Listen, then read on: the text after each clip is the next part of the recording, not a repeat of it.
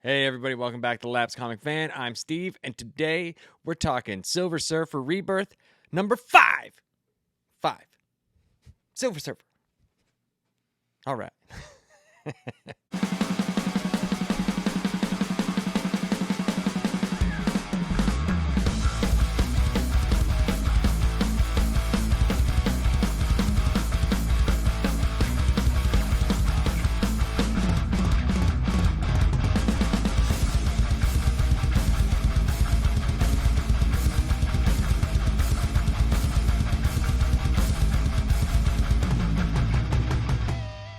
So yeah, man, how's everybody doing? I hope everybody's all right. Want to thank and welcome the new subscribers.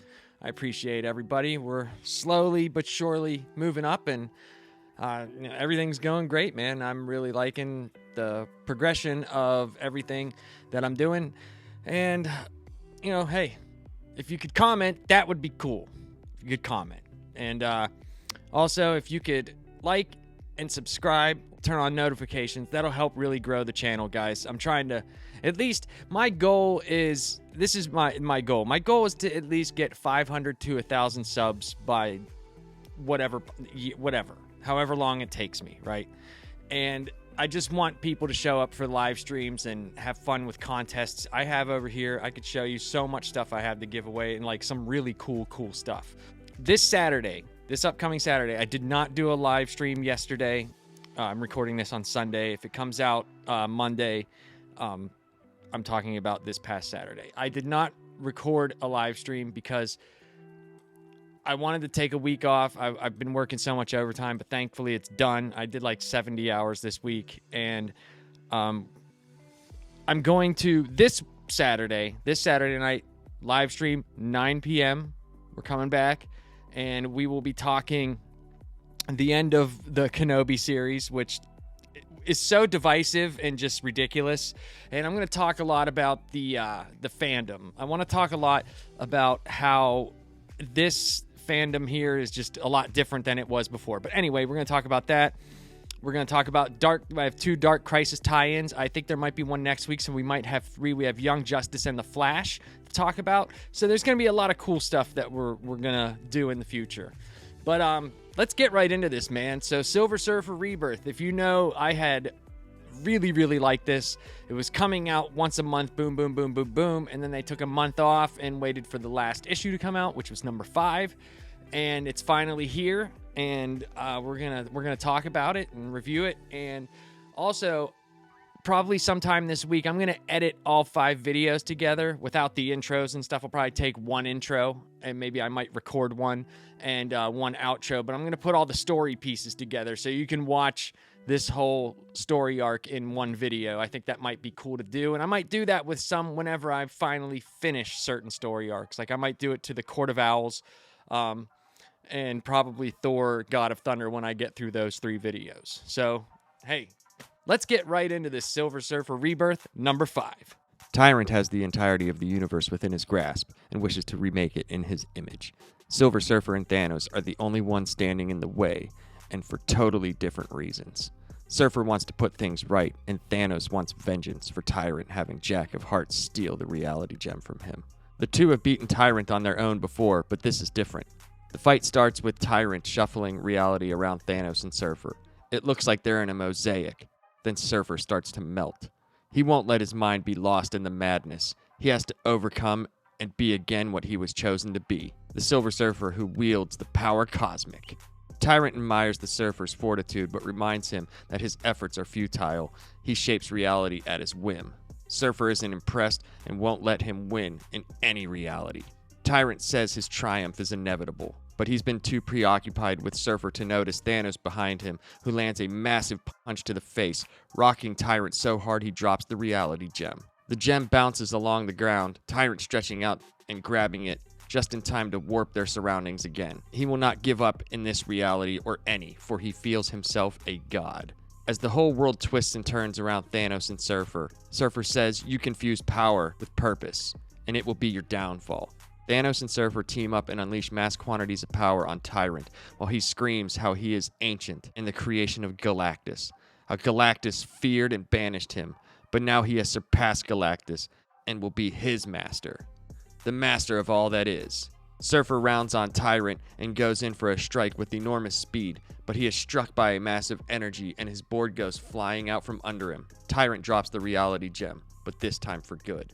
Surfer looks on and sees his board has impaled Tyrant, killing him. This wasn't his intention. A shocked Surfer regains his composure and reaches for the gem, Thanos reminding him who it belongs to.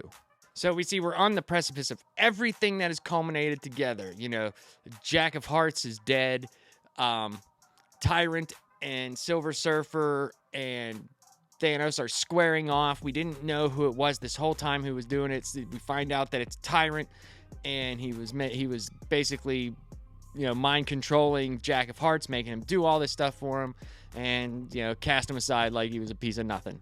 And now we get the fight that we've been waiting for, and it's pretty massive because Tyrant has the reality gem, and he doesn't give a shit. He's just warping reality around them. They turn into like a painting. It looks like a mosaic painting. Then Silver Surfer starts melting, and, you know, he has the power cosmic, so he does have like awareness to know some parts of reality and know like how to defeat, I would say, the effects, maybe, because he has taken on Thanos before. If you've read the Infinity Gauntlet crossover event, him with Adam Warlock, and it shows how powerful Silver Surfer is.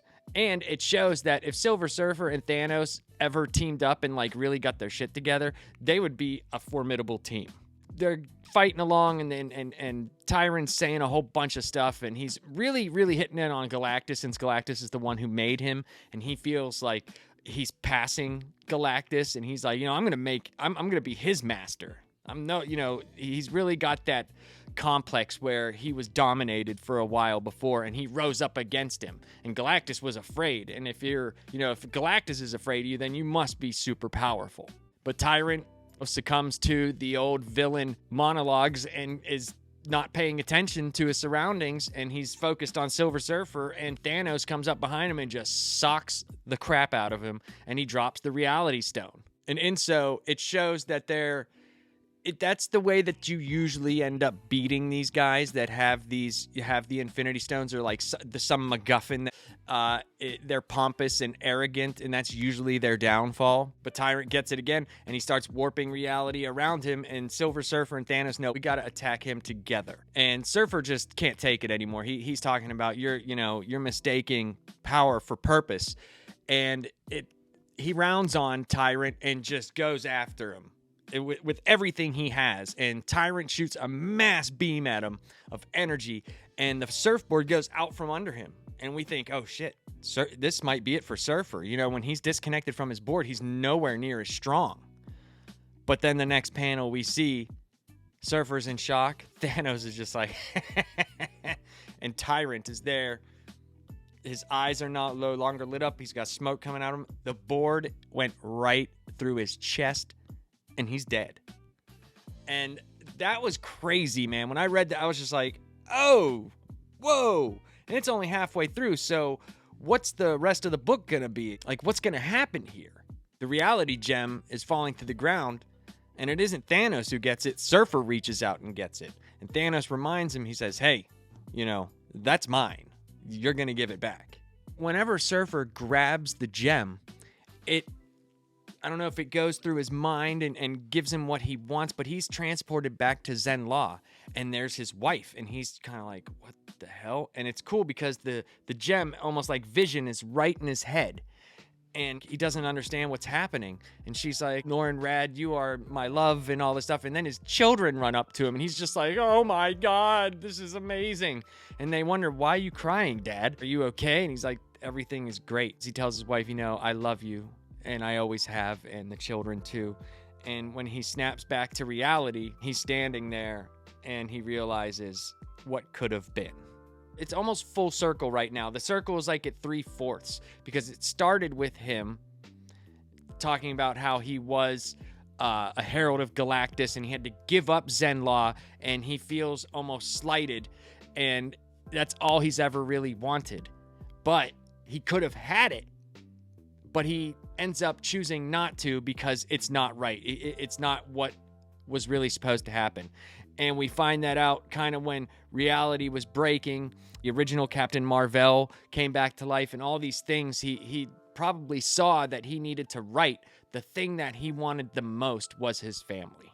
Looking down on the skeleton of his friend Jack of Hearts, Surfer uses the reality gem to bring him back to life, for he was just a pawn used by Tyrant and didn't deserve this fate. When Jack of Hearts awakens, he has no memory of being used by Tyrant, but he does see Thanos, who tells him not to worry, for at this time he is an ally. Thanos walks over to Tyrant and starts to dismantle his body so he can never be put back together again, something Thanos says Surfer doesn't have the fortitude to do.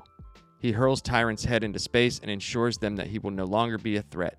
Thanos extends his hand to Surfer and says, "We had a deal." A hesitant Surfer gives the gem back to Thanos, who says he will keep reality safe. Flying through space is the head of Tyrant, whose eyes light up.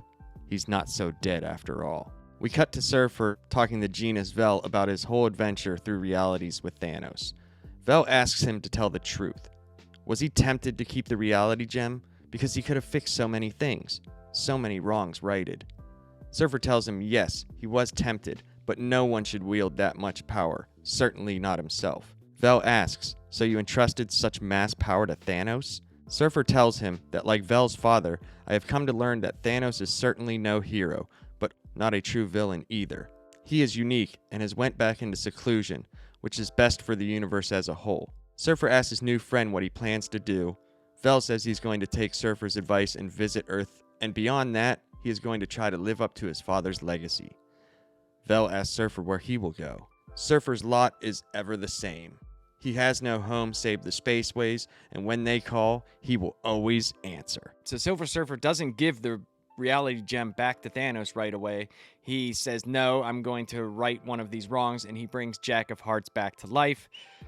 Since he was being used by Tyrant, it's kind of confusing because he could have stayed in Zen Law. I mean, I know it's not supposed to happen, but how is that any different than Jack of Hearts dying just because he was used? It seems like the time stream or reality stream, you're playing a little bit loose right there.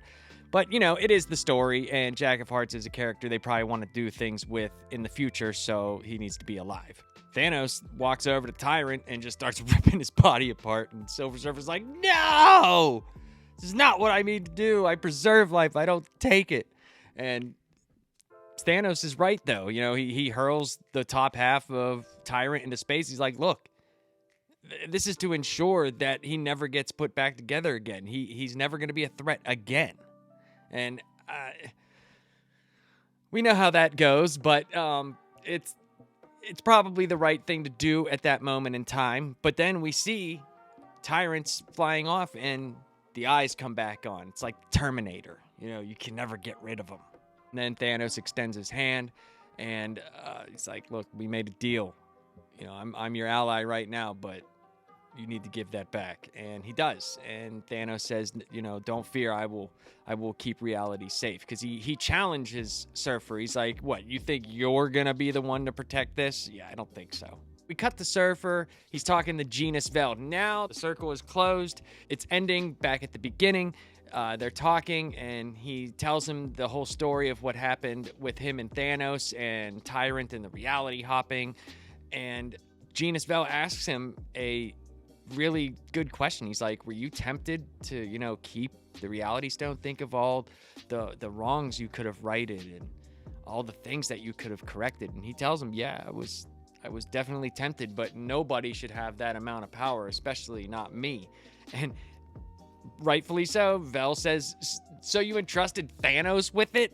And this is kind of interesting because of Vel's character arc through this. His whole thing is to learn more about his father and live up to his legacy and the power that he has. And Surfer's like, hey, you know, like your father learned, just like I did. Thanos is certainly no hero, but he's not just a villain. He's very unique. And he's gone back into seclusion, which is probably the best thing for everyone, the whole universe. And what's cool is we see Thanos sitting there with the Scarecrow Thanos, and he's hanging out on the farm just like he has been since Infinity Gauntlet. I know there's been tons of stories with him doing other things, but it kind of plays fast and loose with the continuity also. And Surfer asks Vel, what are you going to do, man? And Vel's, I'm going to take your advice. I'm going to go to Earth. And beyond that, I just want to live up to my father's legacy. He's like, what are you going to do? And I think it's cool because Surfer gives a really cool overall analogy of what Silver Surfer is. It says, Surfer's lot is ever the same. I have no home except the spaceways. And when they call, Silver Surfer will answer. And that was the end of Silver Surfer Rebirth. I really, really liked this 5-story arc. It was really, really cool, man. I think Ron Mars does a great job writing Surfer, and Ron Lim, of course, does an amazing job drawing Silver Surfer and a lot of the cosmic stuff. Like, the colors in this were fantastic. The way that the reality was warped was amazing. It's nothing like that's going to blow your mind. It's nothing that's going to make you rethink the wheel to comics, but it is fun. It knows what it is. It has here's A, B, and C. It has a beginning, middle, and end. And I really, really enjoyed it, and I definitely recommend it. If you can get this on a digital service, or somehow if they end up coming out with a trade, I would definitely get it. It's worth having. It's a cool new Silver Surfer story that, involves Thanos. It's like the buddy cop movie that you've always wanted between the two. And hey, man, I thought it was fun. So I give the story overall a 4 out of 5, and I give the art a 4.5 out of 5. And it's not like perfectly drawn, don't get me wrong. It's just harkens back to old comics that were nostalgic for me. You may see this and be like, it's okay. But for me, this just, it hit everything that it needed to. So next time on Laps Comic Fan, we will be doing Thor God of Thunder Part 2, which is issues 3 and 4. And we're going to try to get all 3 parts out before Thor Love and Thunder, which I will be going to see, and we will be doing a review of. So, hey, hope you guys had fun, and have a good night. Peace!